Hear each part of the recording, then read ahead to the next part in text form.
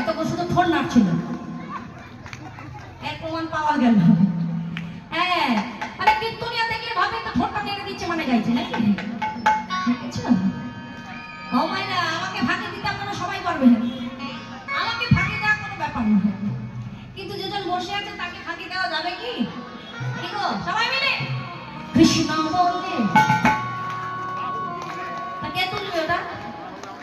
হ্যাঁ, ওটা তুলে বলতে হবে, তাকে হাত তুলে কৃষ্ণ বলে বাহু তুলে নাচরি মন বলে কৃষ্ণ বলে